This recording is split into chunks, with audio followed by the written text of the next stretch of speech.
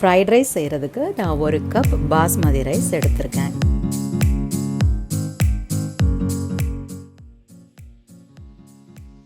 அதை நல்லா கழுவி ஒரு 20 to 30 மினிட்ஸ் ஊற வைங்க.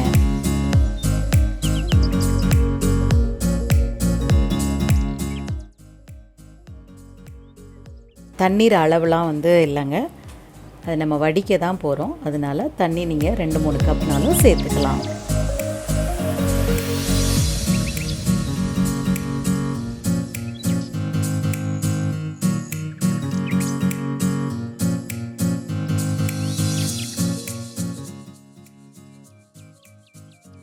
அந்த ஊற வச்ச தண்ணியோடயே நீங்கள் அப்படியே அடுப்பில் ஏற்றிடலாம்.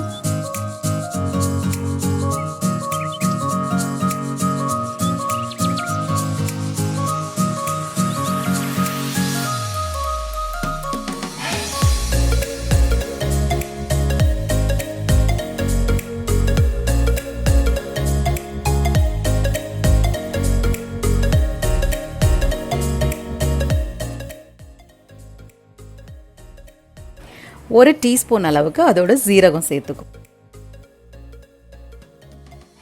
அந்த ரைஸ் பாயில் ஆகும்போது ஆட் பண்ணிக்கோங்க.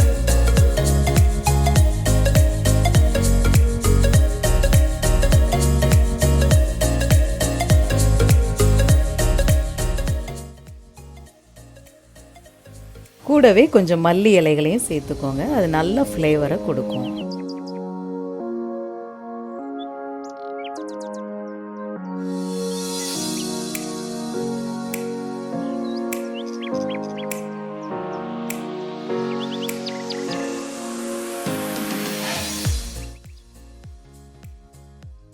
ரெண்டு 3 ட்ராப்ஸ் இதோட கீ ஆட் பண்ணுங்க.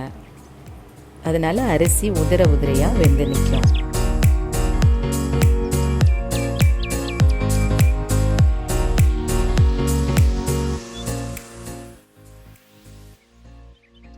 இந்த ரைஸ்க்கு தேவையான அளவு உப்பு சேர்த்துக்கோங்க.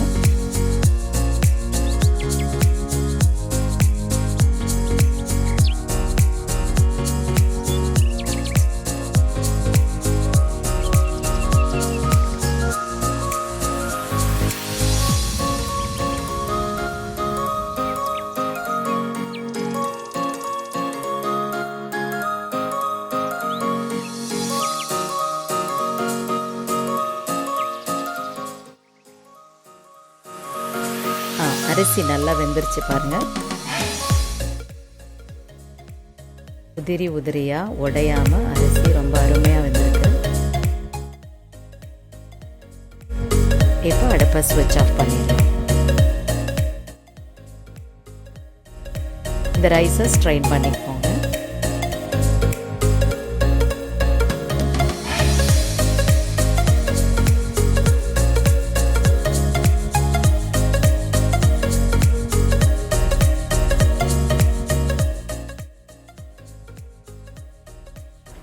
பர்ஃபெக்ட்.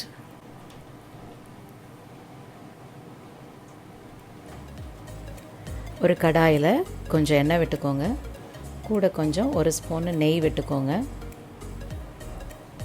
இந்த டிஷ்க்கு நான் 3 ஸ்ப்ரிங் ஆனியன் எடுத்திருக்கேன். ஸ்ப்ரிங் ஆனியனில் இருக்கிற அந்த ஆனியனே இதுக்கு போதுமானது. அதை நைஸாக சாப் பண்ணி அதை சேர்த்துக்கோங்க. எல்லா வெஜிடபிள்ஸுமே நைஸாக சாப் பண்ணிக்கோங்க. அண்ட் மோர் ஓவர் எல்லாமே ரொம்ப வதக்க வேண்டாம், க்ரன்ச்சியாக இருக்க மாதிரி வதக்கினா போதும். இப்போ பூண்டு 3 பல் சேர்த்துக்கோங்க.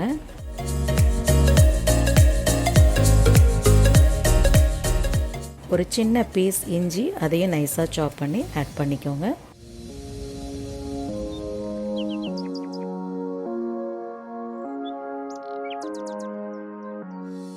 பீன்ஸ் சேர்த்துக்கோங்க. 2 அல்லது 3 பீன்ஸ் போதுமானது.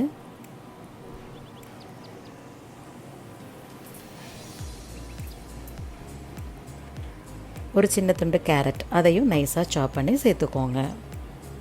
அப்புறம் ஒரு துண்டு கேப்சிகம், அதையும் சேர்த்துக்கோங்க.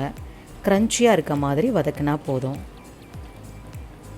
இந்த வெஜிடபிள்ஸ்க்கு தேவையான சால்ட் மட்டும் ஆட் பண்ணுங்கள். ஏன்னா ரைஸில் ஏற்கனவே நம்ம சால்ட் ஆட் பண்ணிட்டோம்.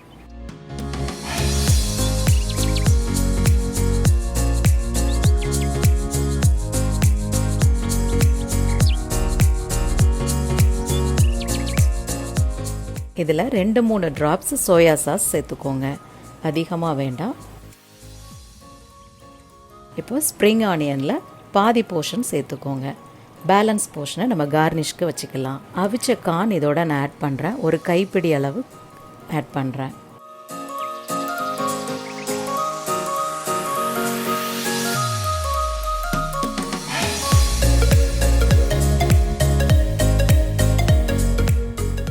க்ரன்ச்சியாக வெஜிடபிள்ஸ் ரெடியாக இருக்குது.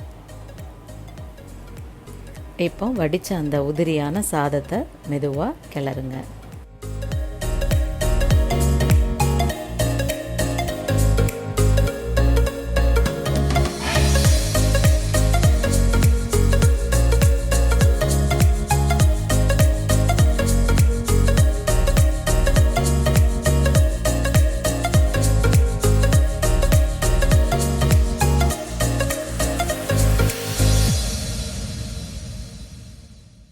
அரிசி உடையாமல் ஈவனாக எல்லா பக்கமும் நீட்டாக கிளறி விடுங்க.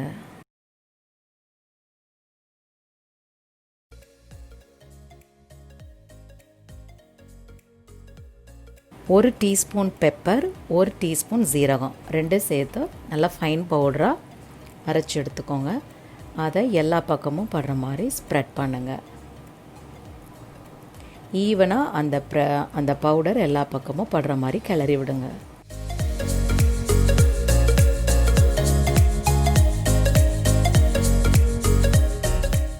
அரிசி உடையாமல் கிளறுங்க, தட்ஸ் வெரி இம்பார்ட்டன்ட்.